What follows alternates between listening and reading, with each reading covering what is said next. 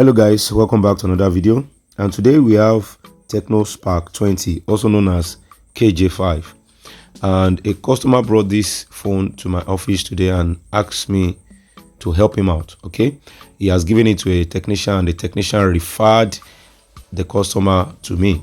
So I want you to watch how I'm going to troubleshoot this phone step by step and how I'm going to repair it. Now let me power on the phone with my DC power supplies to show you that the phone is powering on, but there is no display and there is no light. Okay, there's no display, there's no light. So we are going to do this step by step, so make sure you watch. Right, let me power on the phone. I need to hold down that right there. The phone is powering on, as you can see from the DC power supply, but the screen is not showing any picture, not a single picture even in the background. All right, and there's no light. So let's go. If you are here for the first time, don't forget to hit the like button, subscribe, turn on the notification bell icon for future updates. Okay, let's take a closer look on the battery, on the FPC, the screen connector. All right, and you can see there is a corroded area over here. The first pin right here, okay, is losing contact with the pad under it. Okay, so if you see this could cause a phone not to have backlight. Okay, so we are going to remove the FPC. This is the best way, this is a professional way to repair this job. If you are interested in our online training, please join us and DM us on the numbers on your screen, and we are going to chat with you on WhatsApp. So let's remove the FPC so that we can see we can take a clearer view of what is happening. After cleaning, you can see what is going on.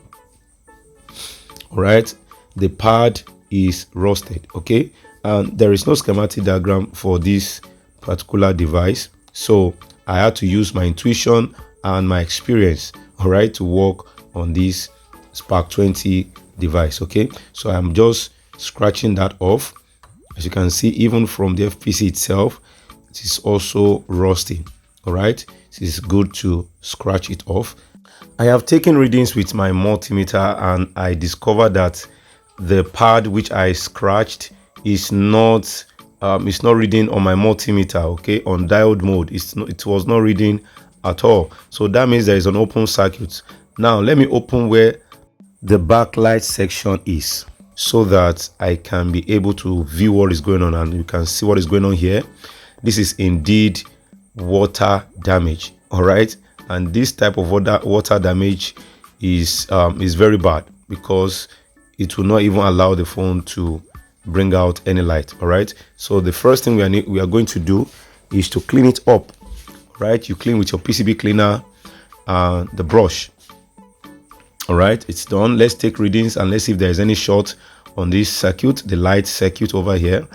All right, there is no short for now. Reading this capacitor, there is no short. Okay, if you want to know how to read all this, I have videos on how to use multimeter. Please go and check it out on my YouTube channel. Check in the coil, and there is no short at all on this section. Now what I'm going to do now is that I'm going to put my multimeter to the scratched area over here.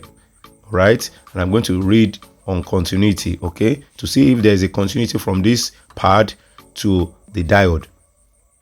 All right, and after I read that there was no continuity, there was no connection between these 2 points, so I'm going to repair this part, and I'm going to put the FPC connector right on it, and I'm going to make a jumper right from the diode. Okay, so this is the cleaning process. Make sure you learn. All right, watch and learn.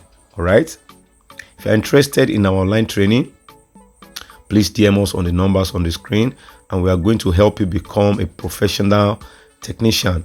We are going to help you become a professional technician. All right, we have interesting topics to discuss in the training that will help you grow, all right, as a technician, not just ordinary technician, as a professional technician. All right, so make sure you DM us on the numbers on the screen, and we're going to chat with you on how you can become a student in our institute.